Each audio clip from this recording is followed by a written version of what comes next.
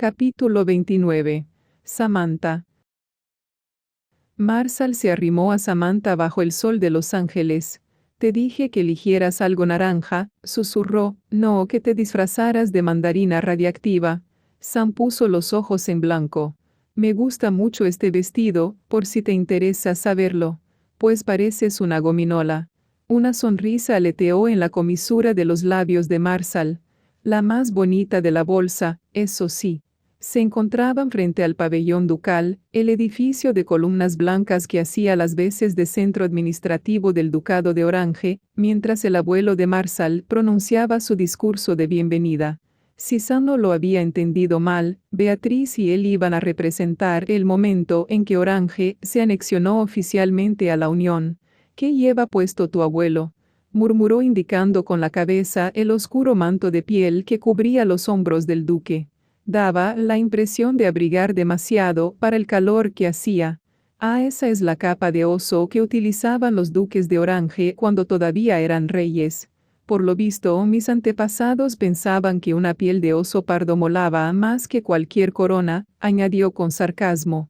No suele salir del museo, pero la sacan para las ocasiones especiales. Es mucho mejor que una corona, convino Sam. Me pregunto si los Ramírez tendrán algo así de guay. La familia Ramírez, ahora duques de Texas, era la única antigua monarquía aparte de los Davis que había accedido a convertir su territorio en ducado para sumarse a los Estados Unidos. Seguro que eso se ponen botas de piel de serpiente de cascabel o algo por el estilo, replicó Marshall. A ver, estamos hablando de Texas. Sam se contuvo para no soltar una carcajada, consciente de que unas cuantas personas, entre ellas Teddy, habían empezado a lanzarles miraditas de reojo. Guardaron silencio cuando Beatriz empezó a subir los escalones del pabellón. Como todos los asistentes, llevaba puesto algo naranja, aunque su vestido no era tan chillón como el de su hermana. Sam se sentía un poquito culpable por no haber hablado aún con Beatriz acerca de Connor. Pero, exactamente cómo podría abordar ese tema. Siempre había alguien cerca cada vez que veía a su hermana. Pensaba que este fin de semana les brindaría alguna oportunidad, pero Beatriz y Sam no habían podido viajar a Orange en el mismo avión, por supuesto. Su hermana se detuvo al llegar al penúltimo escalón, uno por debajo del duque de Orange. Sam se sintió tremendamente orgullosa al ver el aspecto tan imponente que ofrecía. Nobles habitantes de Orange, empezó Beatriz, acudo ante vosotros en representación de los Estados Unidos de América para expresar mi admiración por vuestra entereza, vuestra presencia de ánimo y vuestra energía. El documento que porto os invita a formar parte de nuestra estimada unión. Sam vio que el abuelo de Marshall levantaba las manos para desabrochar los enganches de la capa de oso. Se la quitó con una floritura melodramática y la colocó sobre los hombros de Beatriz. Le tendió la mano y la ayudó a subir el último escalón, para que estuviera a su altura, antes de hincar la rodilla y besarle el anillo. En nombre de Orange, proclamó, acepto vuestra generosa oferta. Hágase público que renunciamos a nuestra soberanía. Ya no somos la nación de Orange, sino parte de un mismo país, ante Dios. Sam dejó de escuchar el discurso. Menuda manera de romantizar la historia, murmuró. ¿Verdad? En realidad, se pasaron semanas negociando los pormenores, y cuando por fin se firmó el tratado, bebieron hasta caerse redondos. Marshall hablaba con una sonrisa radiante que hizo que a Sam le diera un vuelco el estómago. La sensación no era en absoluto desagradable, razón por la cual todavía se celebra esta fiesta, después de todo. Lo sé. Eso es lo que me gusta de Orange, replicó Sam, y él se rió. El escenario de la recepción oficial del día de la anexión era la mansión ducal, una casa enorme ubicada en la localidad de Sunset. Sam se había excusado con Marshall para ir al tocador de señoras y estaba lavándose las manos cuando entró Kelsey Brooke. Kelsey era guapa, pero la suya no era esa belleza agresiva que buscaban la mayoría de las actrices, sino juvenil y americana hasta la médula. Con su cabello rubio como la miel y sus claros ojos azules, parecía la animadora de cualquier comedia romántica de los 80. Para Sam fue odio a primera vista. Samantha, exclamó Kelsey. cómo me alegro de tropezarme contigo. Quiero decir, es asombroso conocerte por fin en persona. Sam reprimió el poderoso impulso de corregirla por no haberse dirigido a ella como Su Alteza Real. Se sentía curiosamente como si fuera Beatriz. Empezó a abrir la puerta, pero Kelsey no captó la indirecta. «Has venido con Marshall, ¿verdad?», preguntó, como si no lo supiera de sobra. «Es la pareja perfecta para este tipo de cosas. Siempre estaba sujetándome la bebida para que yo pudiera posar para las fotos, me echaba la chaqueta por los hombros si me entraba frío. Estás en unas manos fantásticas», añadió Kelsey con una sonrisita indulgente. Hablaba como si le hubiera prestado unos zapatos a Samantha y esperara que ésta le confirmara lo extraordinarios que eran, mientras, al mismo tiempo, le daba a entender que podía devolvérselos cuando quisiera. «Sí, es una joya», dijo Sam, sin comprometerse. Kelsey se rió con voz cantarina mientras cruzaba la mirada en el espejo con Sam.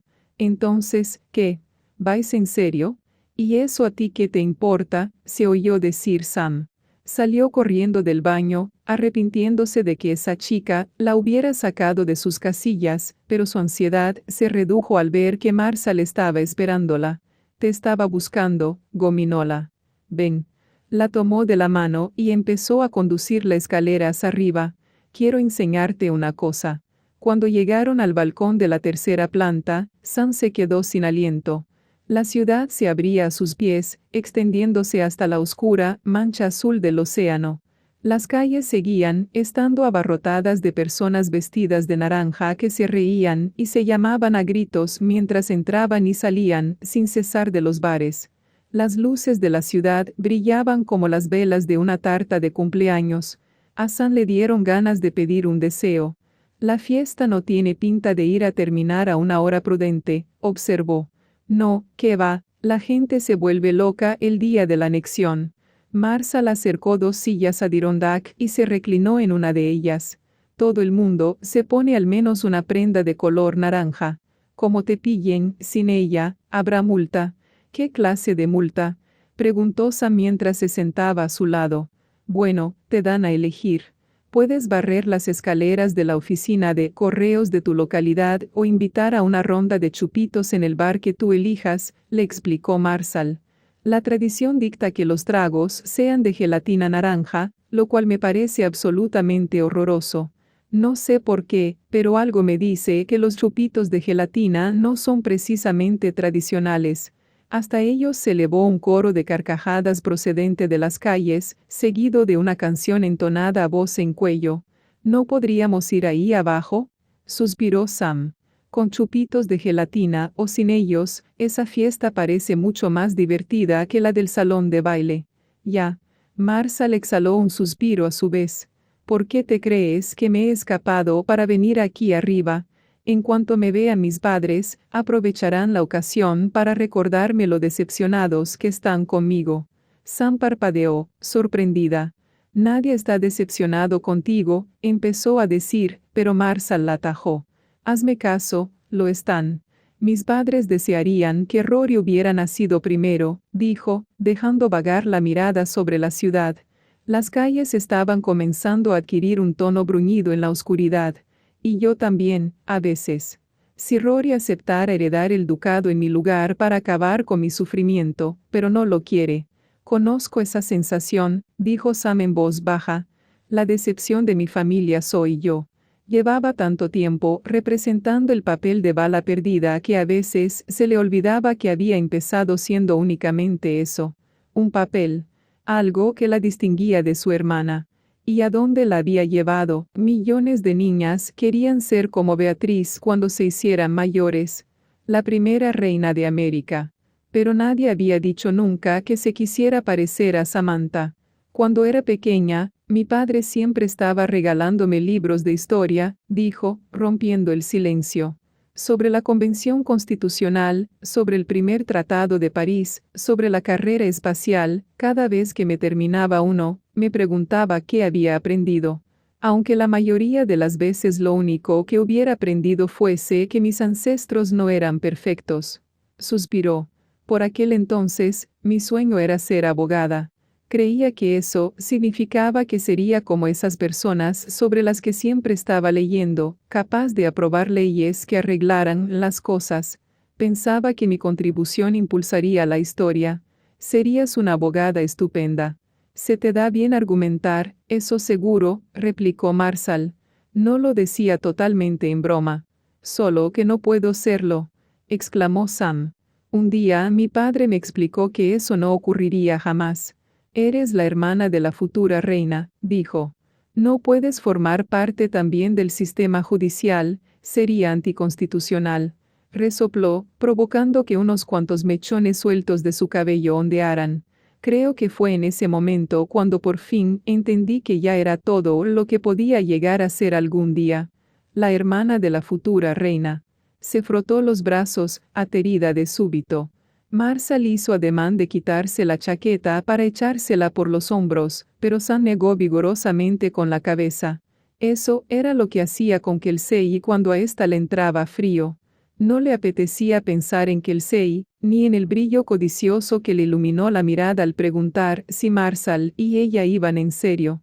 Marshall se encogió de hombros y dejó la chaqueta colgada en el brazo de la silla. Sam, mis padres habrían dado lo que fuera por verme estudiando derecho. ¿Y por qué no lo hiciste?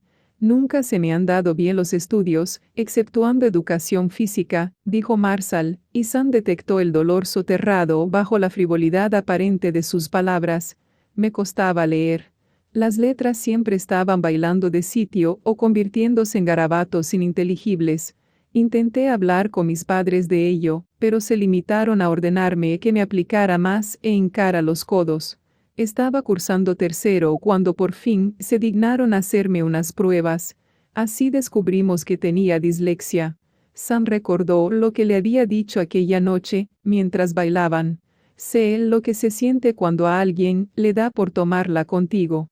Se compadeció del pequeño Marshall, esforzándose a sus 9 añitos por superar un problema que escapaba a su comprensión. No me había dado cuenta, murmuró. Marshall se encogió de hombros, evitando mirarla a los ojos. Con el tiempo he aprendido a disimularlo muy bien. Mi familia estaba tan abochornada que me obligaron a probar de todo. Tutores, terapia, incluso hipnosis.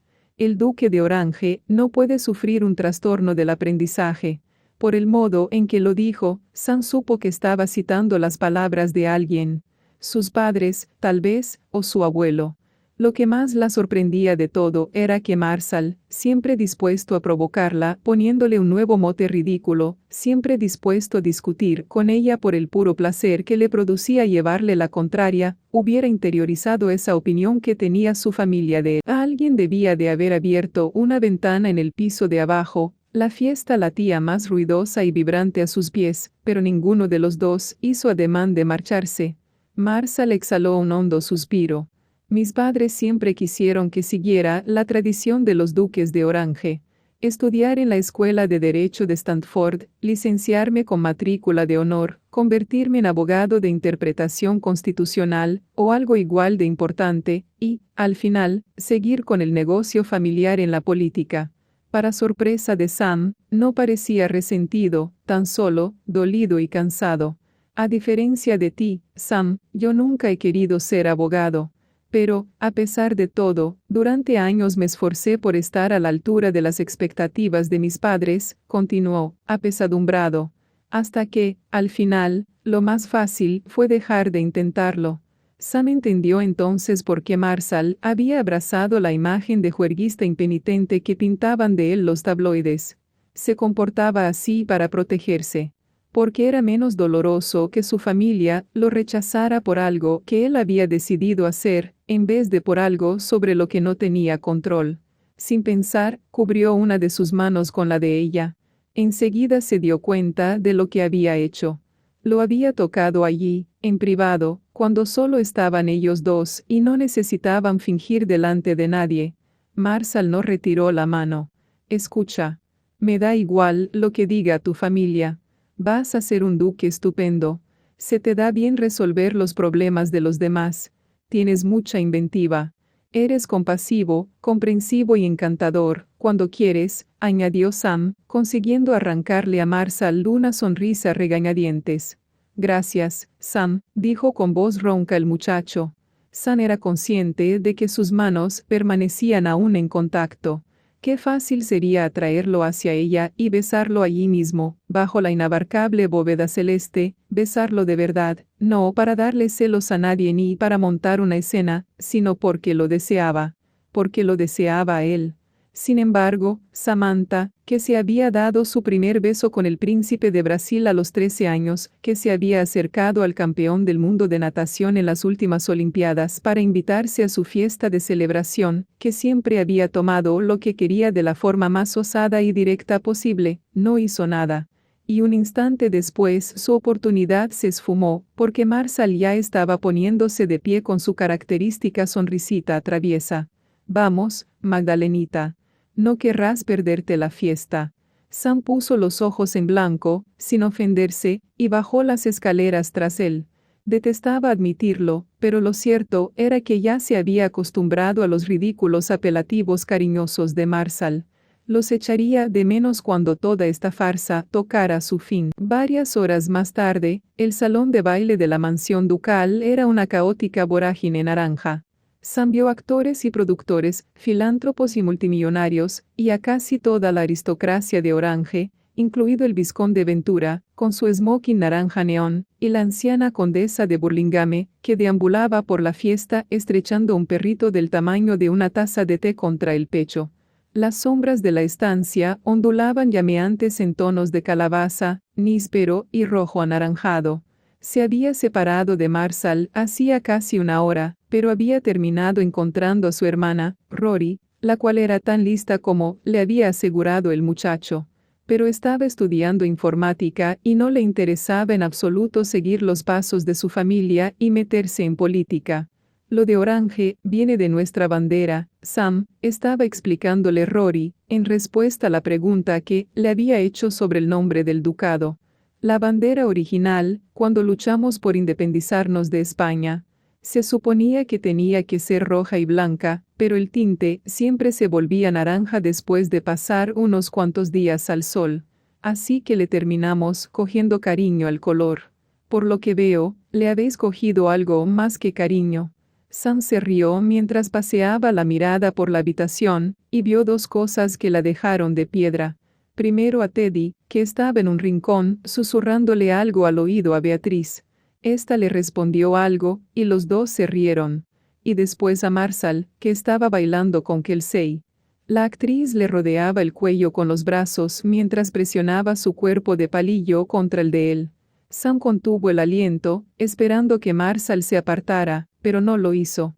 No paraba de sonreír a Kelsey mientras se mecían al compás de la música. Disculpas, le dijo a Rory, y cruzó la sala sin mirar a dónde iba. Se sentó con agradecimiento cuando encontró una esquina en la que había una mesa vacía. Solo entonces comprendió Sam que no estaba molesta con Teddy y Beatriz. Los había visto juntos, compartiendo un momento íntimo, auténtico y genuinamente afectuoso, y no le importaba.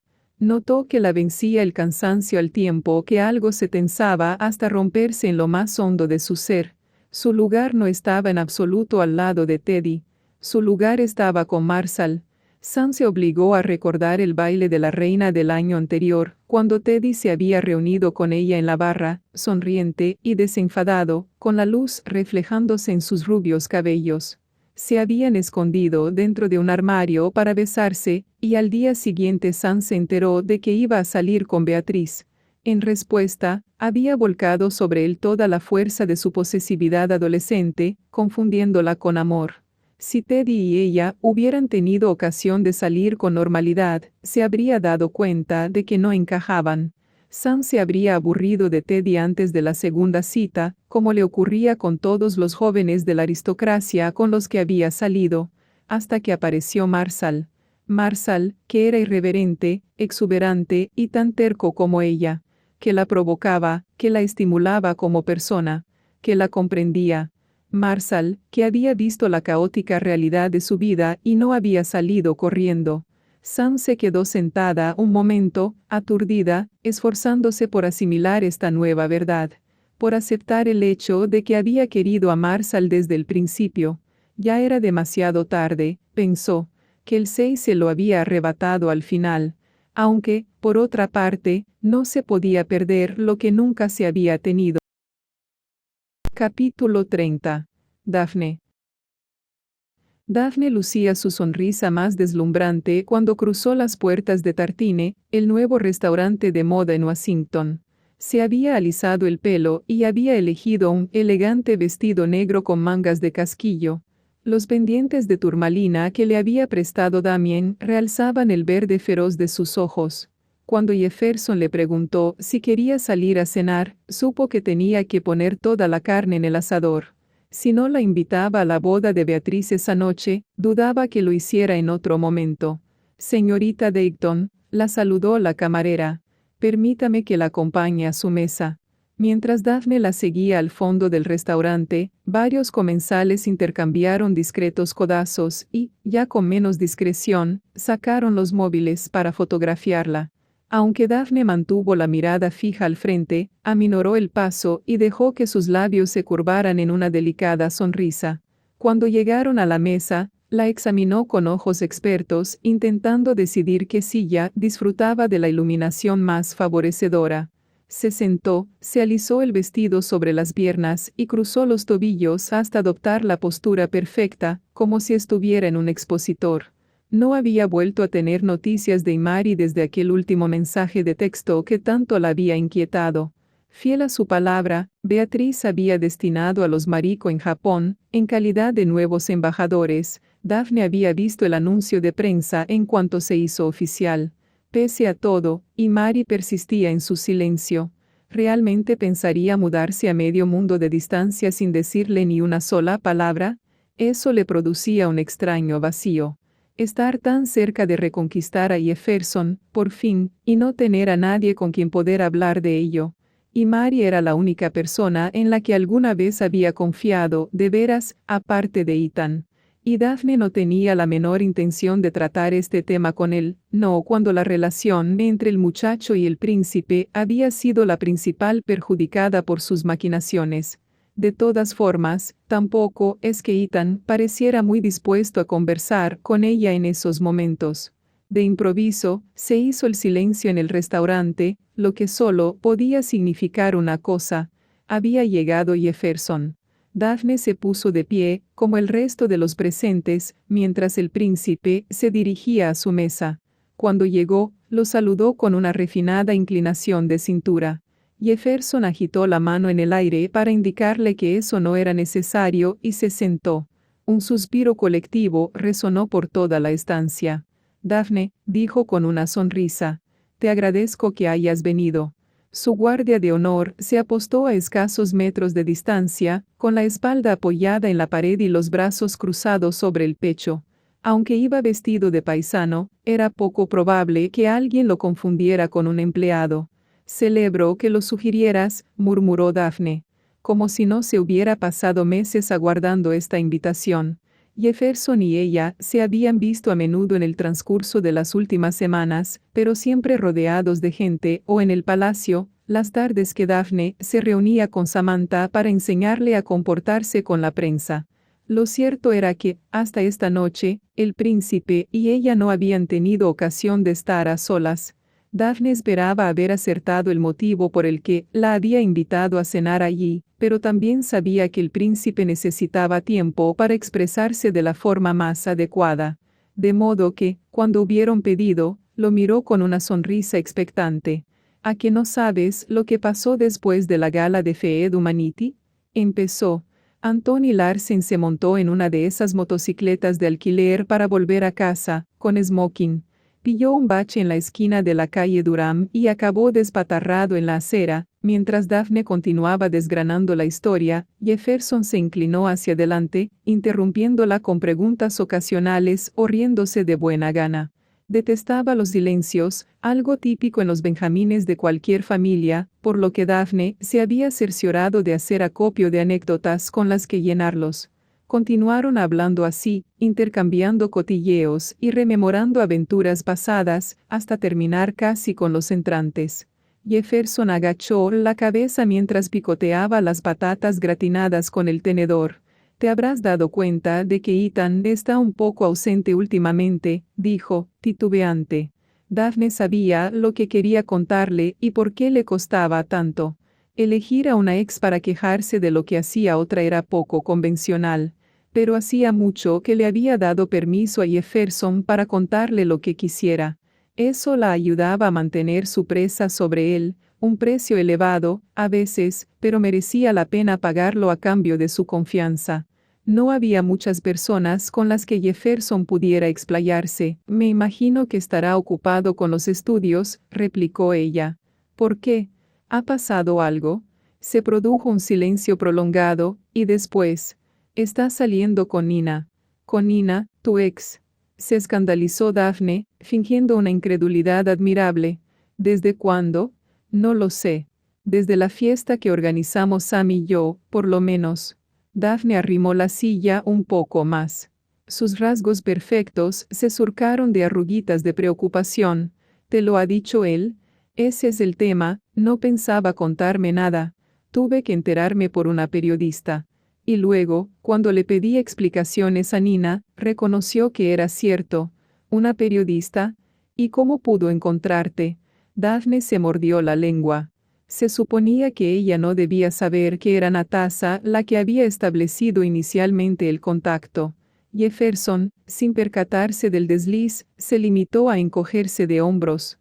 «Lo único que sé es que me llamó para preguntarme si quería comentar algo sobre el hecho de que mi exnovia estaba saliendo con mi mejor amigo. Por un momento pensé que se refería a ti», añadió, «pero tú no harías nunca algo así». «Por supuesto que no», replicó Daphne, con un leve temblor en la voz. A su alrededor fluían los delicados sonidos del restaurante, conversaciones en voz baja y el tintineo de los cubiertos. Daphne vio que los demás comensales los observaban a hurtadillas con los ojos relucientes por la curiosidad o la envidia indisimulada. La atención era embriagadora, como siempre. Corría por sus venas como una droga. «Daph, esto no va de Nina», dijo Jefferson, vacilante. «Ethan y yo somos amigos desde que estábamos en la guardería. Jugamos en la misma liga de béisbol para levines, acudimos a los mismos campamentos de verano, todo.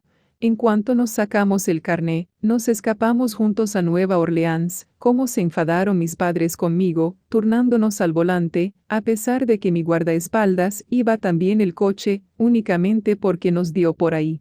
Estábamos juntos la primera vez que nos emborrachamos, aquella noche que nos bebimos todo ese oporto sin querer y acabamos vomitando hasta las entrañas. Dios, pero si estuvimos a punto de hacernos un tatuaje juntos, incluso, hasta que Ethan consiguió convencerme para que me echara atrás en el último momento».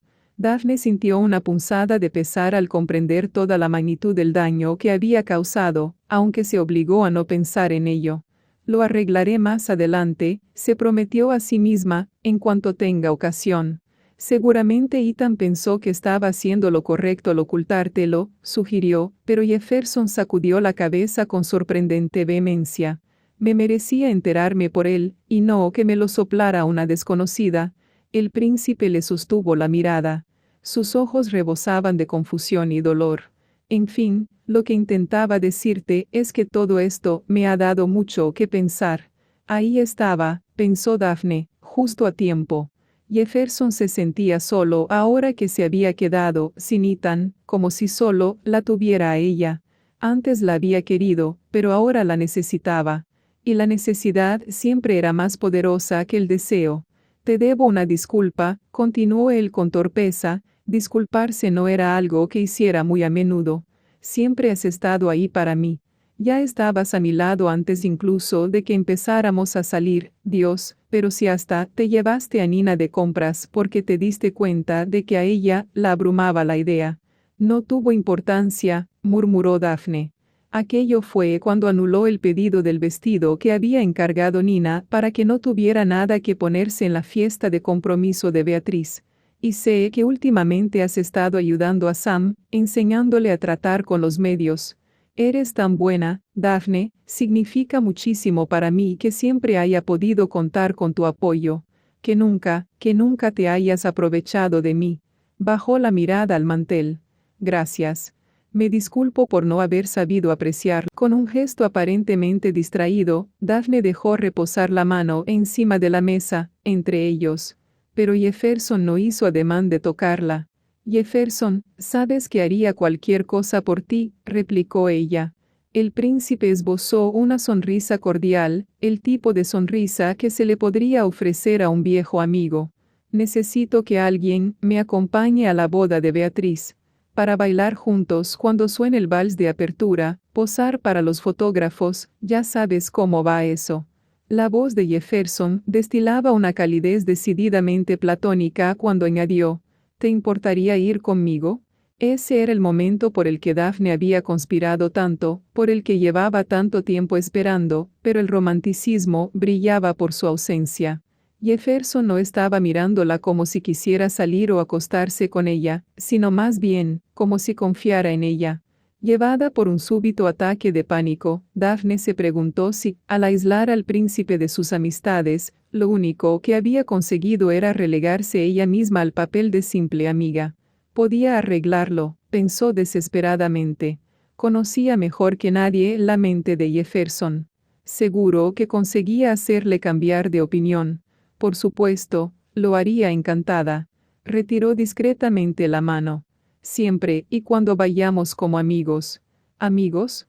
Repitió Jefferson, y Daphne supo que había capturado su atención. Se echó el cabello hacia atrás, consciente de que, a la tenue luz del restaurante, los ojos del príncipe se deslizarían por la curva de su cuello hasta llegar al escote. No puedo fingir contigo, Jefferson. Llevamos demasiados años tropezando en la misma piedra y nos conocemos demasiado bien como para no ser sinceros el uno con el otro. Vio la sucesión de emociones que reflejaba su rostro, donde la sorpresa había dado paso a una mezcla de perplejidad e interés. ¿Eso es lo que quieres, que vayamos en calidad de amigos? No como si estuviéramos saliendo de verdad, insistió. Típico de Jefferson, encapricharse de lo que le habías dicho que no podía ser suyo. Me gustaría que quedara claro cuál es nuestra postura. No puedo seguir abrigando esperanzas contigo. Agachó la cabeza para que su mirada quedara oculta tras el tupido abanico de sus pestañas. Mejor quedar como amigos que enturbiar las cosas y terminar haciéndonos daño el uno al otro otra vez, ¿no estás de acuerdo? Sabía que era arriesgado elevar las apuestas así, diciéndole a Jefferson que solo podrían volver a estar juntos si esta vez iba en serio. Era una invitación envuelta en rechazo, y sabía que Jefferson se pasaría los próximos días reflexionando al respecto. Nunca había sabido decirle que no a un buen reto. El príncipe asintió con la cabeza, despacio. Por supuesto. Si eso es lo que quieres. Perfecto, dijo Daphne con una sonrisa. Fin del capítulo 30.